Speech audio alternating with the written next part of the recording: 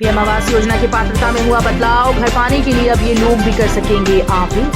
प्रधानमंत्री आवास योजना पाने का सपना देख रहे लोगों के लिए अच्छी खबर है, अब घर पाना आसान हो जाएगा।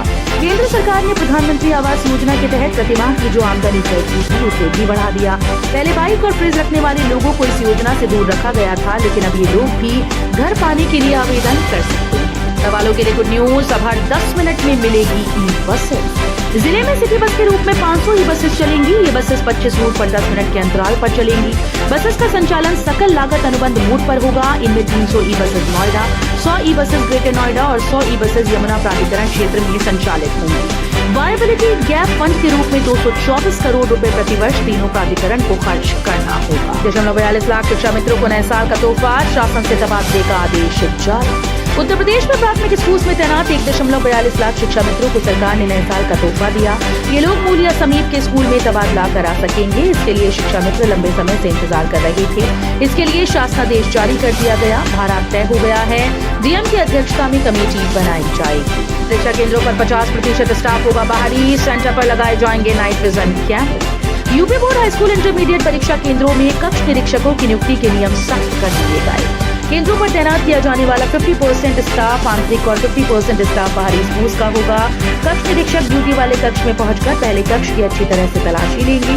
कक्ष निरीक्षक ये सुनिश्चित करेंगे कि कक्ष में नकल संबंधी आपत्तिजनक सामग्री, पोस्टर आदि तो नहीं लगा है। क्लब की ओर से लंगर, 2000 लोगों की आंखों के होंगे ऑपरेशन। महाकुंभ में श्रद्धालुओं की सेवा के लिए भी संस्थाएं व संगठन आगे आ रही हैं। रोटरी और लॉयंस क्लब की 120 शाखाओं ने मदद के लिए हाथ आगे बढ़ाया। महाकुंभ में 1 महीने तक चिकित्सा शिविर लगाया जाएगा और श्रद्धालुओं के लिए लंगर चलाएंगे। शिविर में 2000 श्रद्धालुओं की आंखों का ऑपरेशन होगा। 5000 चश्मे दिए जाएंगे। सीएम योगी ने किया जल शोधन परियोजना का शुभारंभ। मुख्यमंत्री योगी आदित्यनाथ ने शुक्रवार को राप्ती नदी में गिरने वाले नालों की प्राकृतिक विधि से जल शोधन की 2 करोड़ 70 लाख रुपए की नगर निगम की परियोजनाओं का शुभारंभ किया। इस अवसर पर उपस्थित जनसमूह को संबोधित करते हुए उन्होंने कहा कि प्राकृतिक विधि से जल शोधन से नदी की शुद्धि के साथ करोड़ों रुपए की बचत भी हो। शहर की गलियों में सफाई। शहर की गलियों में कुछ समय बाद रोबोट सफाई करते नजर आएंगे। स्मार्ट सिटी मिशन के दूसरे फेज के लिए ये कार्य योजना बनाई गई है। इस फेज में शहर में स्वच्छता पर सबसे ज्यादा फोकस होगा। स्मार्ट सिटी मिशन के दूसरे फेज के लिए प्रदेश के सिर्फ 2 शहर बरेली और आगरा को चुना गया है। वजह यह है कि इन्हीं 2 शहरों में पहले फेज के सभी काम पूरे हुए हैं। आउटसोर्स कर्मियों के न्यूनतम मानदेय पर आदेश जारी। राज्य कर्मचारी संयुक्त परिषद का 5 सदस्यीय प्रतिनिधिमंडल मुख्यमंत्री योगी आदित्यनाथ से उनके सरकारी आवास पर मिला। इस दौरान कर्मचारियों की विभिन्न मांगों पर चर्चा हुई। प्रतिनिधिमंडल ने बताया कि आउटसोर्स कर्मियों के न्यूनतम मानदेय पर जल्द आदेश जारी करने का आश्वासन भी मिला है। वृंदावन ट्रेन से जाना होगा आसान, श्रद्धालुओं को जल्द मिलने जा रही है खास सुविधा। वृंदावन में बिहारी जी के दर्शन के लिए रोजाना हजारों श्रद्धालु पहुंचते हैं। इनके लिए राहत भरी खबर है। ट्रेन से देश के कोने कोने से पहुंचाने वाले श्रद्धालुओं के लिए सफर राहत भरा होने जा रहा है। भारतीय रेलवे यहां पर खास सुविधाएं देने जा रहा है। इससे सबसे ज्यादा फायदा बुजुर्ग श्रद्धालुओं को होगा। इस दिशा में काम भी शुरू हो चुका है। सिर्फ 1 साल में मिल जाएगा मेडिकल का डिप्लोमा। साइंस स्ट्रीम से 12वीं पास करने वाले ज्यादातर युवा डॉक्टर बनने की इच्छा रखते हैं। जो स्टूडेंट्स नीट पास नहीं कर पाते या किसी वजह से MBBS में दाखिला नहीं ले पाते, वो 12वीं के बाद मेडिकल के 1 साल वाले कोर्स में भी एडमिशन ले सकते हैं। योगी आदित्यनाथ ने चलाई तबादला एक्सप्रेस। यूपी में 46 बड़े IAS अफसरों के ट्रांसफर। सरकार ने 46 IAS अधिकारियों के तबादले किए हैं। इनमें कई अफसरों को नए साल का तोहफा मिला।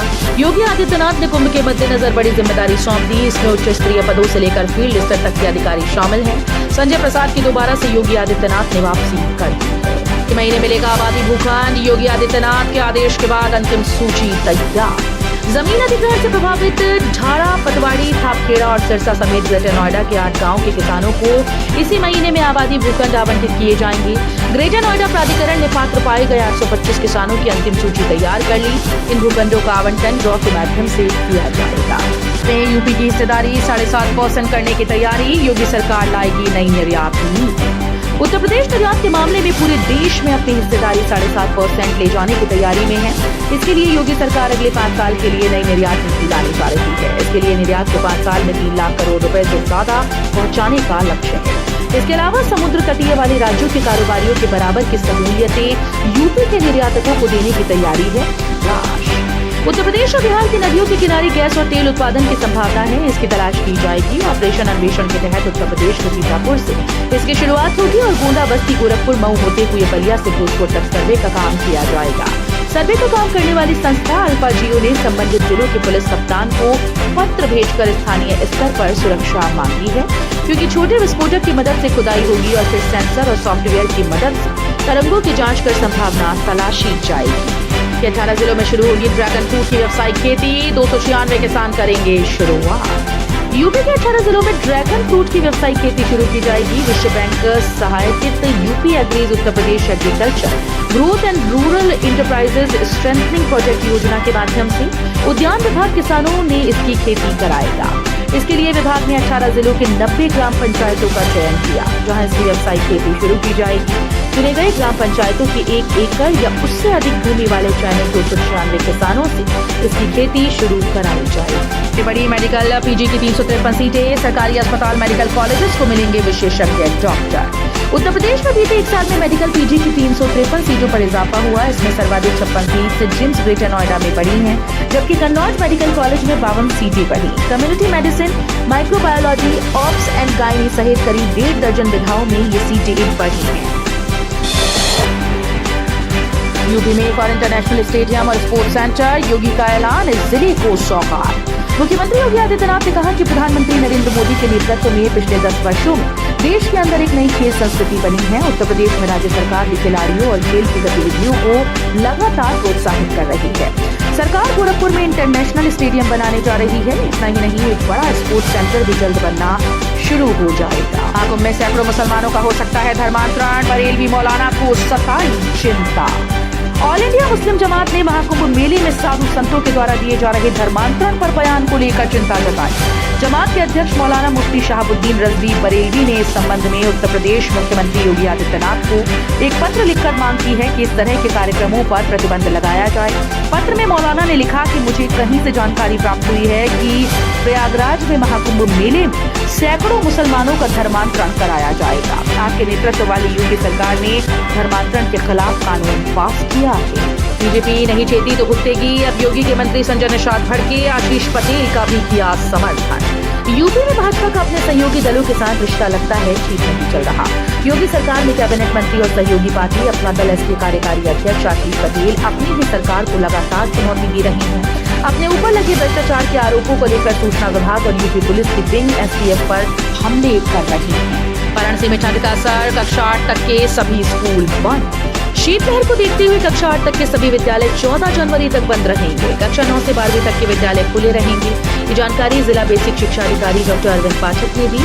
बेसिक शिक्षा अधिकारी ने बताया कि परिषद के वार्षिक कैलेंडर के मुताबिक 14 जनवरी तक कक्षा 1 से 8 तक सभी निजी और सरकारी विद्यालय बंद रहेंगे। पुर में 3 4 लेन सड़कों से आवाजाही बनेगी बेहतर, एक का किया जाएगा चौड़ीकरण। उत्तर प्रदेश के मुख्यमंत्री योगी आदित्यनाथ अक्सर अपने गृह क्षेत्र गोरखपुर के विकास को प्राथमिकता देते हैं। योगी आदित्यनाथ गोरखपुर को एक महत्वपूर्ण सौगात देने वाले हैं, जिसमें शहर की सड़कों की कनेक्टिविटी मजबूत होगी। सीएम योगी आदित्यनाथ जिन 4 परियोजनाओं का शिलान्यास करेंगे, उनमें जिले की सड़क कनेक्टिविटी सुदृढ़। इस पर लगभग 1479 करोड़ रुपए खर्च होंगे। 4 फाटक असुरन 4 लेन, गोरखपुर पिपराइच 4 लेन और गोरखपुर खजनी सिकरीगंज 4 लेन को चौड़ा और मजबूत किया जाएगा। चर्चा में शामिल होंगे वाराणसी के 1.48 लाख विद्यार्थी। प्रधानमंत्री नरेंद्र मोदी की परीक्षा पे चर्चा में जिले के 405 विद्यालयों के 1,48,000 विद्यार्थियों को शामिल कराने का लक्ष्य मिला। माध्यमिक शिक्षा विभाग ने 14 जनवरी तक विद्यार्थियों और अभिभावकों के पंजीकरण के लिए सभी विद्यालयों के प्रधानाचार्य और प्रबंधकों को पत्र भेज दिया है।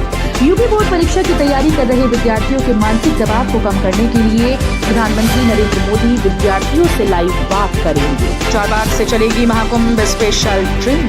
उत्तर रेलवे लखनऊ मंडल प्रशासन अनारक्षित श्रेणी के 2 Mahakumbh special train Charbagh station से चलाएगा।